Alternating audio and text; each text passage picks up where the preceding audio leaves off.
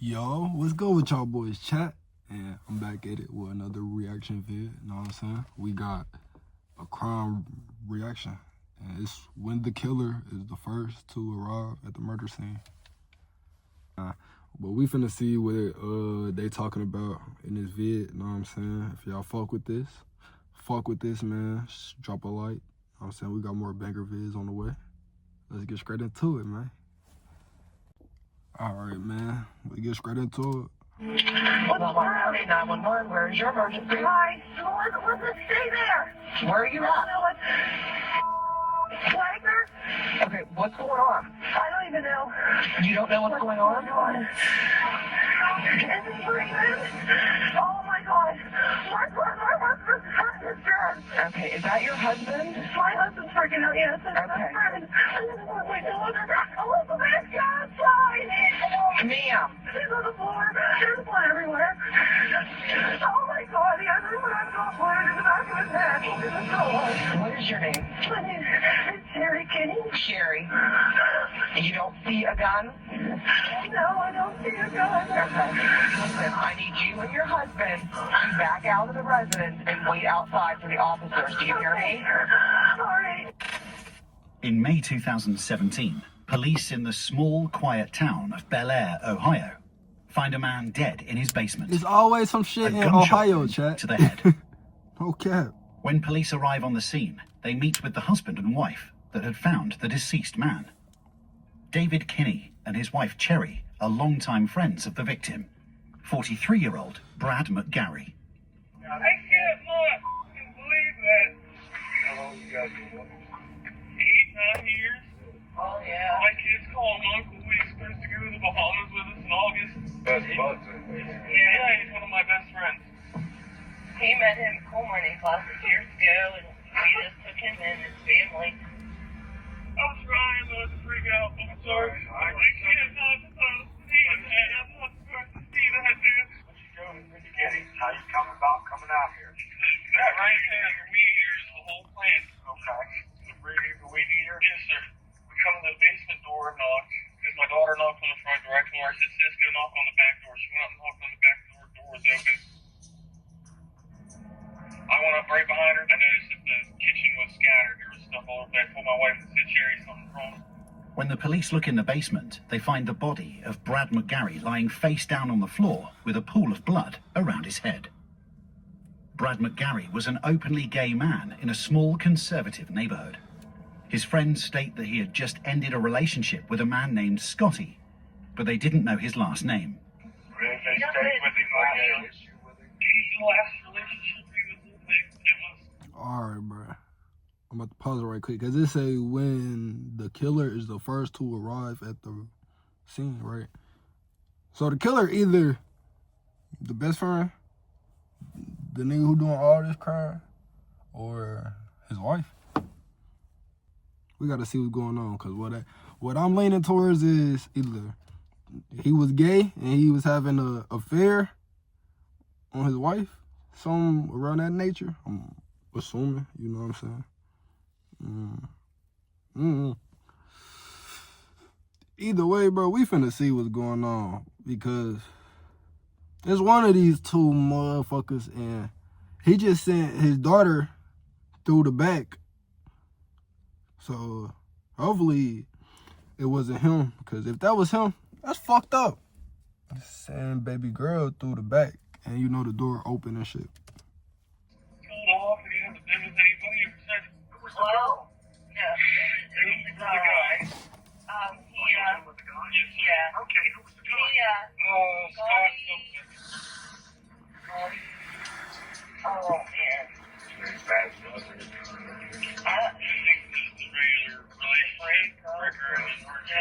While looking around the house, police notice that it appears to have been ransacked.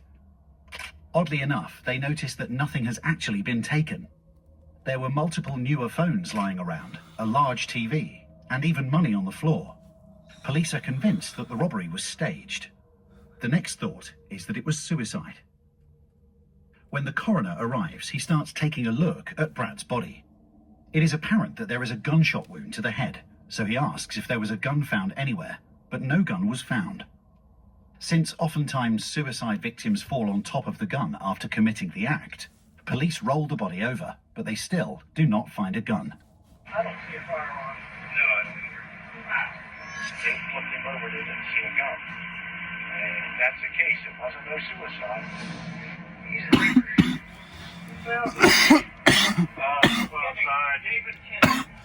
Detectives begin interviewing friends and One on family of suicide got Brad shot right in the back of away, the head. trying to form a timeline and getting as much information as possible as to who may have done this. After getting the full name of Scotty Butler, Brad's recently ex-boyfriend, they head to his house right away to interrogate him. When detectives arrive at the house, his mother answers the door and states that Scotty has been in jail for the past 3 months for violating his probation. Scotty Butler is no longer a suspect, as he had a solid alibi. Detectives decide to take a look around the neighborhood to see if there are any cameras filming towards Brad's house.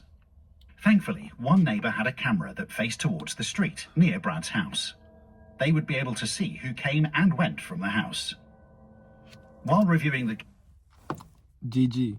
Bruh, it is cameras everywhere. We in 2025, bruh. Bruh, I know y'all seen, bruh, they trying to put cameras inside of the AirPods and shit, bruh. Hey, stop doing crimes. Focus on getting your family rich. You're getting rich, bruh. No cap. Putting a feet in your family, bruh. Because you can't do nothing inside of a cell, bruh. At all. Like, that shit don't even be cool. It ain't nothing good about that shit. Go get some money. It's cameras everywhere. You're not gonna get away. In the camera footage, they continue to interview friends and family. David had taken some pictures and screenshots that could help detectives in the investigation, so they took his phone to copy the information. The issue the detective is having at this moment is that just the night before, Brad's cousin said something that completely changed the direction of the investigation. Sunday, we went to Grammy's. We were sitting around the table. It was just me and Brad and Heather, which is another cousin of mine. And he made a comment how this DJ guy, he was coming over. Brad's intent was it was romantic. He made a joke about taking a nap. And it wasn't taking a nap. He was insinuating that they were having sex. It was like quotation marks. This was Sunday. This was Sunday. He was killed. Yes, What time did he leave? between 1:30 and 2. Really? Yes, he was supposed to. First heard of that. He was dropping all the tuxes off. I also know that he was married. They've been Who married. told you that? Brad did. Brad told you. Yeah. She, being the wife, didn't know all this time. They've been doing this for years. From what I understand, the two of them, Brad and DJ, kind of, I don't know if they laid low or they completely broke up. I guess they call him DJ or David Kenny. Really? Yes, the only guy.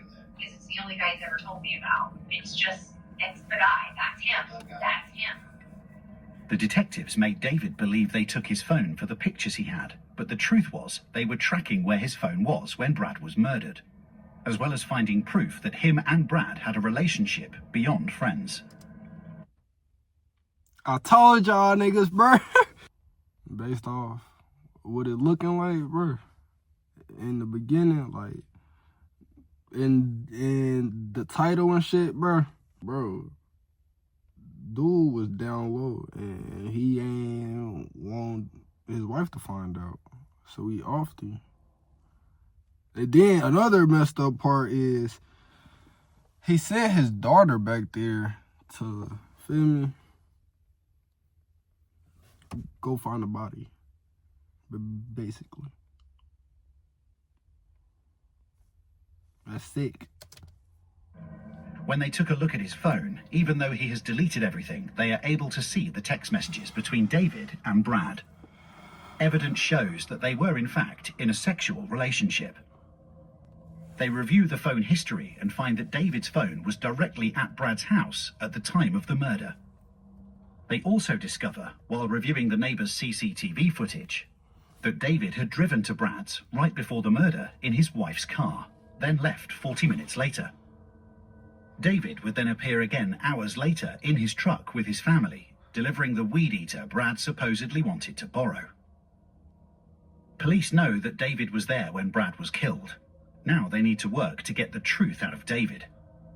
Where's your phone putting you at Brad's house until we get killed? It's past 3.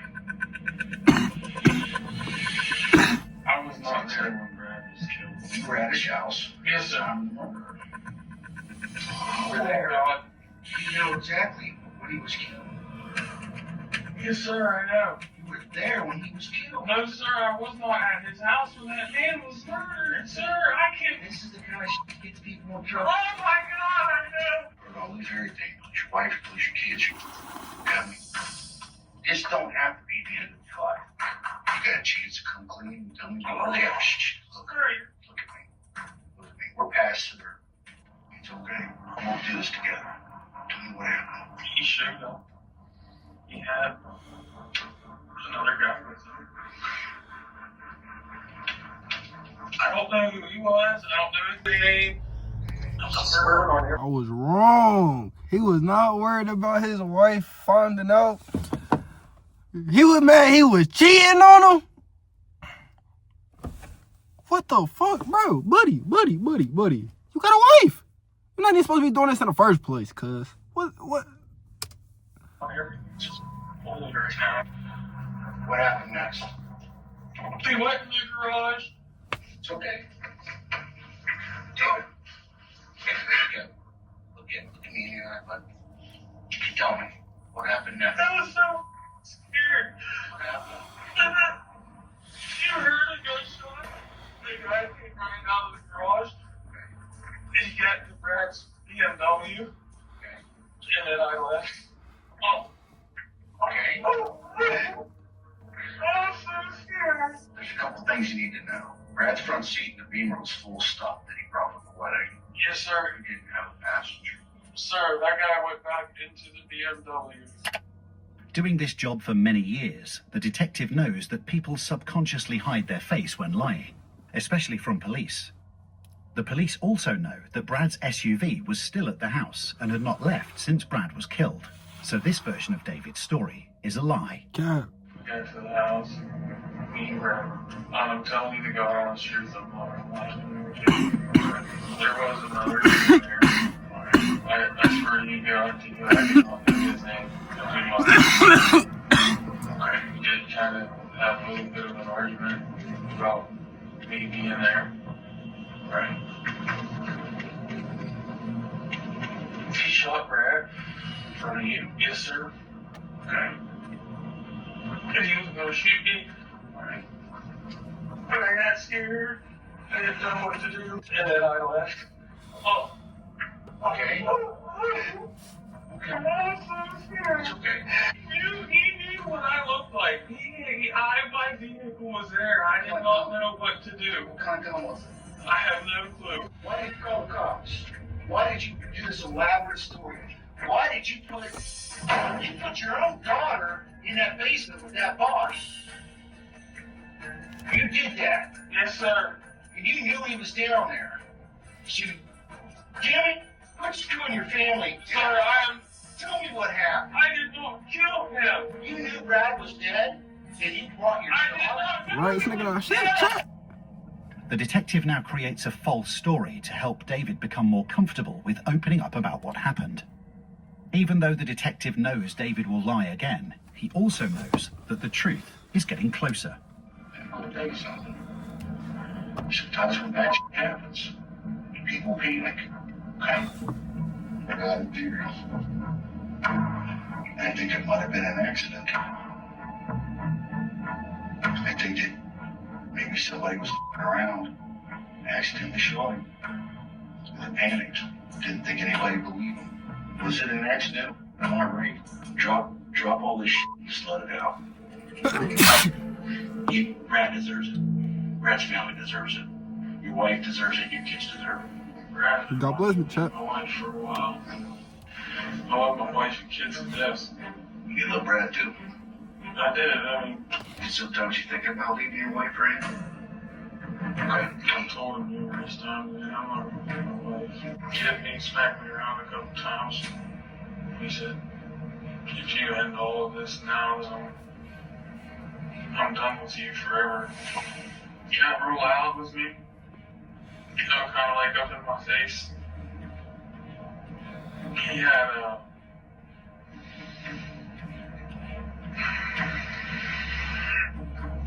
those little derringers.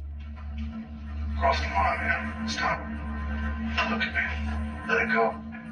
Tell me what happened next. He had it in his hand.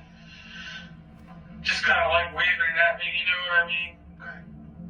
Telling me, you know, you're up, I'm tired of you, I can't believe you my emotions this long and just to call it quits. He kept waving it at me, so I grabbed it. Okay. What happened after you grabbed it? I pushed him. Okay. And then what happened? I shot him. After this statement, David stops talking and asks for a lawyer. And even though he says he shot Brad, he will go to court pleading not guilty. In February 2018, David was convicted of aggravated murder with a gun specification. If this man was able to do an assassin's job to someone he loved and his best friend, what could he do to his enemy or someone who opposed him? Kenny, for his part, did offer a brief apology in court, although he made neither an admission nor did he offer an explanation. I would like to apologize to the David family for all the hurt and pain that I put you through, and for meant for any of this to happen, and I wish I could take it all back. I know all the apologies in the world will never bring him back, but I want you to know I truly am sorry for it all. The defendant shall serve life in prison without the possibility of parole, plus 3 years beyond life in prison. Prison records indicate that David remains incarcerated at the Belmont Correctional Institution in St. Clairsville, Ohio. Pack this ass up, chat, cause I ain't gonna lie, that's some crazy. Nigga was capping the whole time. If y'all fuck with this, bro, like this shit. RP, bro. That shit some crazy, chat. And then he sent his child down there, like. Y'all be safe out here, man. Have a good day.